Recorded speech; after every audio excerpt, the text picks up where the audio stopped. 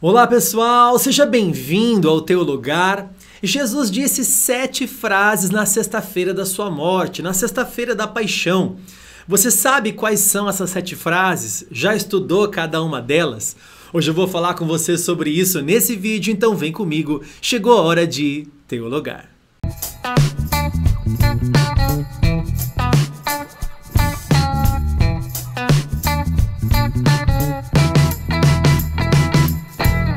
Muito bem, pessoal, seja bem-vindo a mais um vídeo aqui no teu lugar. Se você ainda não é inscrito, se inscreva no canal, deixa um like pra gente se você gosta aqui do nosso conteúdo e ative também o sininho para você ser avisado quando sair um conteúdo novo aqui para você. Vai aparecer aqui abaixo e também na descrição do vídeo o link para você seguir a gente também nas redes sociais, Facebook, Instagram, Telegram, assim você fica pertinho da gente, tá bom? Hoje eu vou falar com você sobre as 7 frases que Jesus falou na cruz do Calvário. Jesus ensinou muitas coisas ao longo da sua vida e do seu ministério terreno, mas na cruz ele disse 7 frases. Eu trouxe aqui para você um compilado, as 7 frases de forma sucinta, rápida e direta, para você lembrar, estudar e se alimentar com esse vídeo aqui também. Antes de falar das 7 frases, preste bem atenção em algo interessante. Nós temos 4 evangelhos, né? Mateus, Marcos, Lucas e João.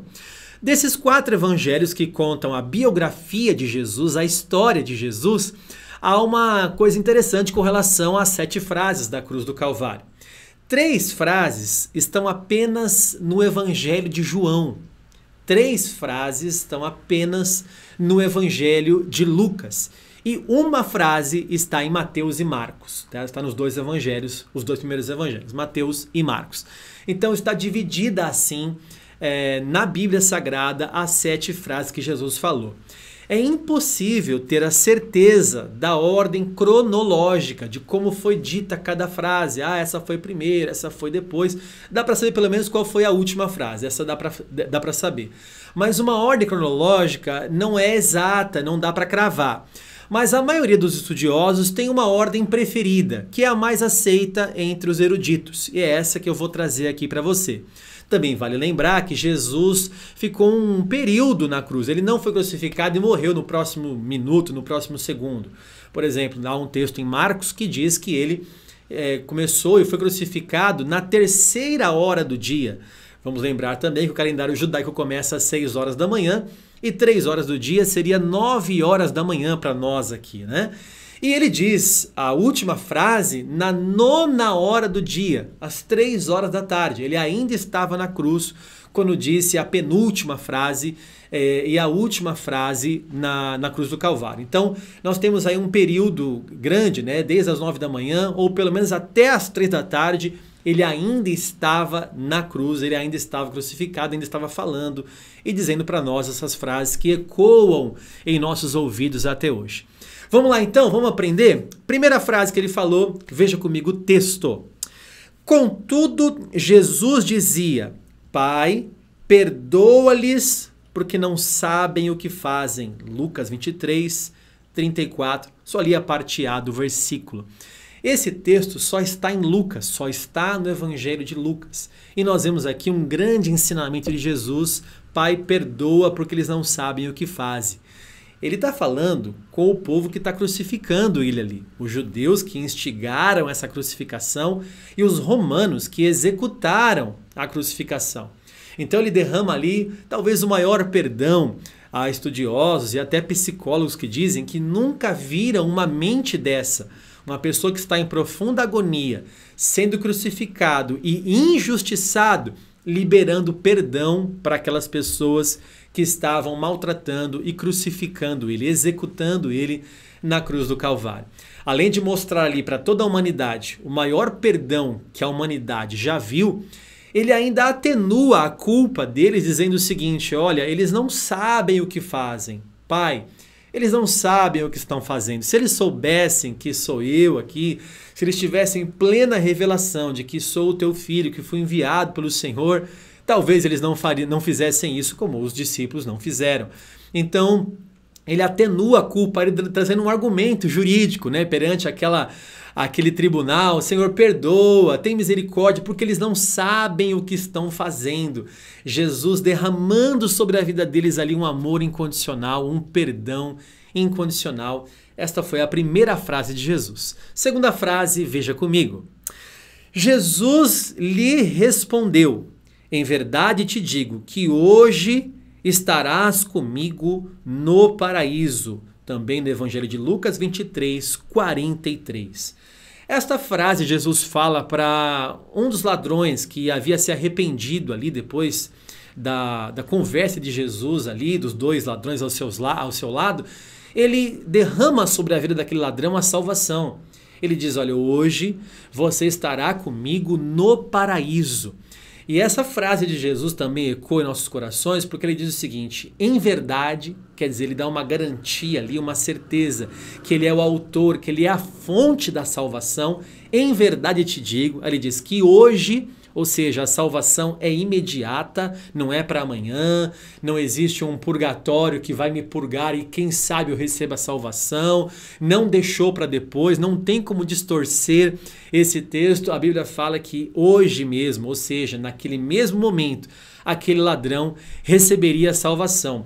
E olha que interessante, quem está recebendo ali é um ladrão, mostrando que a salvação não é por méritos próprios, porque aquele homem não tinha mérito algum. Aquele homem estava ali por causa dos seus pecados, por causa das suas falhas, mas se arrependeu no último momento da sua vida e Jesus derramou sobre ele ali um perdão maravilhoso. É a graça de Jesus, mostrando que a salvação não foi concedida por méritos, mas pela graça e pela soberania de Jesus, que o perdoou e disse para ele ali que ele estaria com ele naquele mesmo dia no paraíso. Olha que frase maravilhosa. Terceira frase, vamos lá? Vendo Jesus sua mãe e junto a ela o discípulo amado, disse: mulher, eis aí o teu filho. Depois disse ao discípulo: eis aí tua mãe. Dessa hora em diante, o discípulo a tomou para casa. Jesus está mostrando ali o cuidado para com a sua mãe, deixando para nós uma lição maravilhosa. Ele vê ali o discípulo amado, possivelmente João ali, né, que estava ali na crucificação. Ele falou: olha, eis aí a tua mãe, eis aí o teu filho. Ele faz uma ligação ali porque ele sabia que ele não estaria mais ali e não queria deixar a mãe dele desamparada, ensinando para nós, num exemplo maior, que nós devemos cuidar, sim, da nossa casa, da nossa família, dos nossos pais, dos nossos filhos. E Jesus jamais queria deixar ali uma viúva desamparada. A Bíblia nos ensina, o cristianismo nos ensina a cuidar das viúvas, dos órfãos, dos necessitados, dos estrangeiros. E aqui na última frase, numa das últimas frases de Jesus, da sua vida terrena, ele nos ensina a cuidar também da nossa própria família. Vamos lá? Próxima frase, quarta frase. Por volta da hora nona, clamou Jesus em alta voz, dizendo: Eli, Eli, lama sabachthani. O que quer dizer: Deus meu, por que me desamparaste? Esse texto só aparece em Mateus e em Marcos, não está em João, não está em Lucas, né? Esse texto só está nos dois primeiros evangelhos. Então ele diz: Eli, Eli, por que me desamparaste? Que quer dizer, Eli, Eli, lama sabachthani, Deus meu, por que me desamparastes, né? Ou seja, ele está ali numa profunda agonia, sentindo a separação que houve ali com o Pai, para que ele pudesse receber a culpa e fosse o Cordeiro de Deus que tirava o pecado do mundo, que tirou o pecado do mundo. E agora ele está ali ecoando também um salmo. Jesus está recitando ali um salmo. Alguns achavam que ele estava clamando por Elias. Ele chama por Elias. Vamos ver se Elias vem acudi-lo. Vamos ver se Elias vem tratar com ele aqui. Mas Jesus, na verdade, estava declarando um salmo. O Salmo 22, versículo 1, que diz assim, leia comigo. Deus meu, por que me desamparaste? Por que se acham longe de minha salvação as palavras de meu bramido? Jesus está ali replicando o Salmo 22, uma música. Ele estava cantando ali, ele estava naquele momento de sua agonia, ele traz à sua boca um salmo. Quantas vezes, em momentos de angústia e aflição, Em nossos lábios, o louvor, às vezes, é melhor que a oração, que fala tanto ao nosso coração e também ao coração de Deus. Então ele diz, Deus meu, por que me desamparaste? Ele fala isso recitando o Salmo 22, versículo 1. Você sabia disso? Próxima frase de Jesus, quinta frase, leia comigo. Depois, vendo Jesus que tudo já estava consumado, para se cumprir a escritura, disse, tenho sede.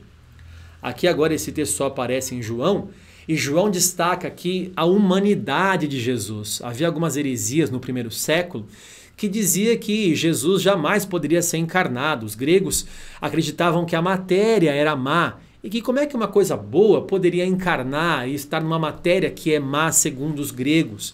Então Jesus não era em carne e osso, era apenas uma visão. Havia o docetismo como uma heresia que dizia que Jesus era uma ilusão, né? Era uma visão, uma ilusão de ótica, alguma coisa nesse sentido, mas jamais poderia ser encarnado. Então quando ele diz eu tenho sede, João está enfatizando ali a sua humanidade. Ele está dizendo, eu tenho sede, por quê? Porque ele teve um corpo 100% humano, como nós temos hoje o nosso corpo 100% humano.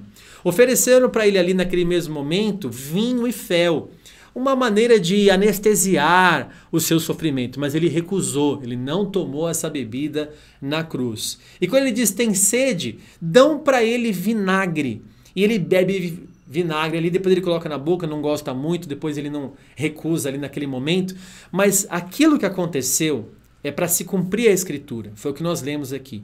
E que escritura? Um outro salmo, veja comigo, Salmo 69, versículo 21. Por alimento me deram fel, e na minha sede me deram a beber vinagre.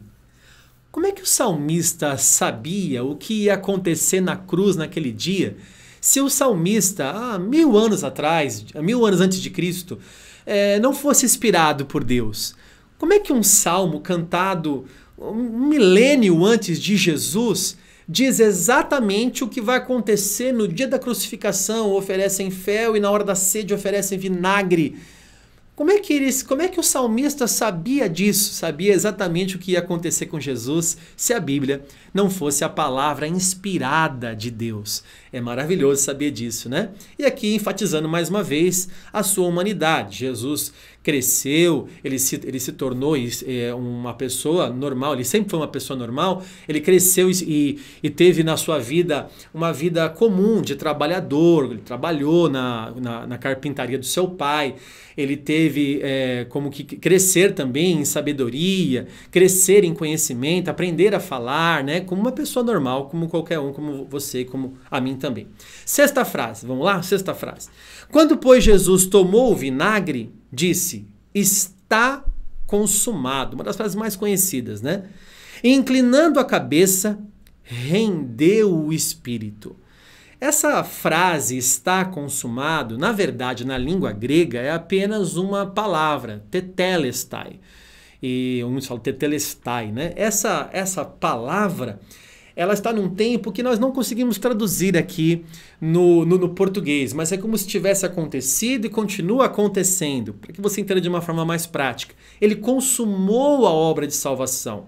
E estudando um pouquinho essa palavra, você vai perceber que na época de Jesus, essa palavra era usada para algumas situações. Por exemplo, quando um pai pedia que o filho fizesse uma tarefa e o filho fazia a tarefa, quando o filho voltava, o filho dizia, tetelestai, está consumado, já completei a tarefa. Acontecia também quando uma pessoa tinha uma dívida bancária e ela ia na agência bancária para pagar aquela dívida, então ela recebia um carimbo. O carimbo estava escrito, tetelestai, está consumado, você já quitou a dívida, exatamente como Jesus fez conosco. Ele executou a tarefa que o Pai enviou que ele fosse fazer. Ele também quitou a nossa dívida. E a terceira coisa que acontece com essa palavra na época de Jesus, quando uma pessoa comprava um imóvel e vinha a escritura, vamos dizer assim, daquele imóvel, aquele registro estava marcado ali, tetelestai, quer dizer, está consumado, você comprou, está quitado, você adquiriu esta propriedade, que foi exatamente o que Jesus fez na cruz do Calvário. Então, quando ele diz tetelestai, ele está dizendo o seguinte: eu quitei a dívida, eu cumpri a tarefa e eu comprei as pessoas.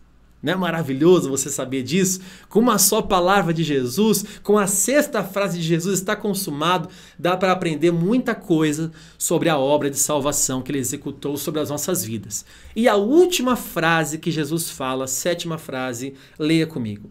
Então Jesus clamou em alta voz: Pai, nas tuas mãos entrego o meu espírito. E dito isto, expirou. Jesus está citando aqui também nesse texto o Salmo 31, versículo 5. Mais uma vez, na última frase, em alta voz, ele consegue dar o seu último suspiro. E aí ele cita o Salmo 31, versículo 5. Pai, em tuas mãos eu entrego o meu espírito. Ele se rende ali e está consumada a obra de salvação.